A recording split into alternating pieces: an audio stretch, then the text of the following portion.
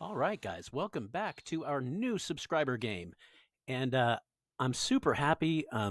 My friend Robert came over and helped me to install a new driver, video driver, and it seems to have fixed my issues. So I'm no longer going to blame Bitro and their most recent update for my own issues. It does appear one of the things that happened is I did get a new, very large monitor, and it may be that my old driver just didn't really know how to reach out and scale properly with this new with my new monitor. I'm not really sure what's going on, but we did go ahead and talk about this idea. Um, yeah, so here we go. We really need to look at what's going on here with our coalition. Um, let's go ahead and see. We still have 7 members. That's good. Now I'm paranoid. My other subscription game, we just lost a major player. Um, One of the guys that was with us from the very beginning just dropped out of nowhere, and that can be pretty devastating. I will say to those of you who are playing in this game right now, if you want to drop out, please feel free to drop out. But what I would ask is that if you would please, please, please gather all your guys and yeet them out into the ocean, so that those of us who are left over can just quickly and easily take over that territory, so that we can continue playing our game. So please, please, please, do consider your uh, alliance mates who are left behind, so to speak, and help us out.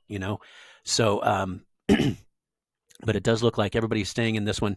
I I really didn't expect to have somebody drop out like that in a subscriber game, because, obviously, if we're subscribers, we're active and interested in this game, and we're big fans and whatnot.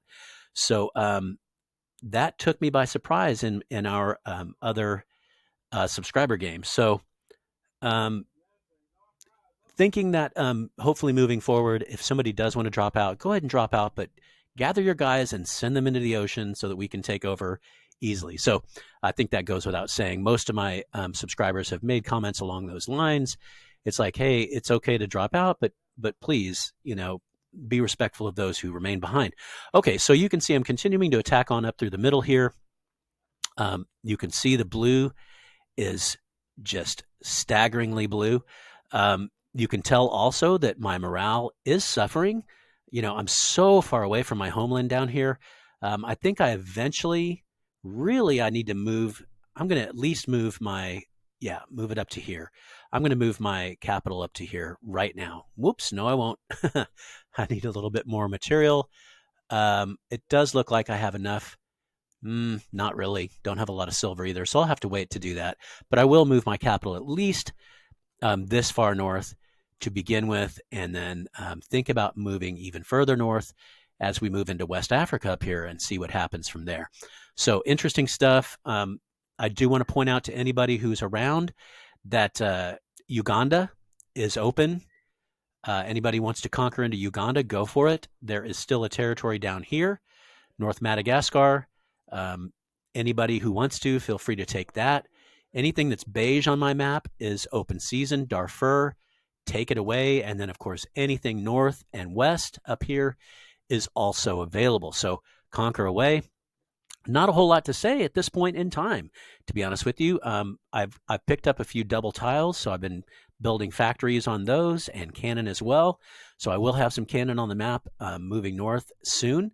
Got a cannon over here on this double, and as well as moving towards a level 2 factory, which of course will take that build time from 4 days to 2 days, halving your time to build cannons. It's a great thing, doing the same thing in this situation right here. And then, of course, as I conquer up into here, I did pick up a double oil, which I'm super stoked about, loving it.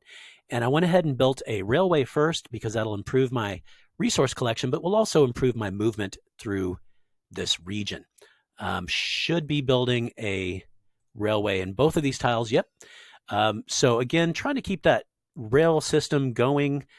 I would just say, and look, you can tell my allies are doing that as well.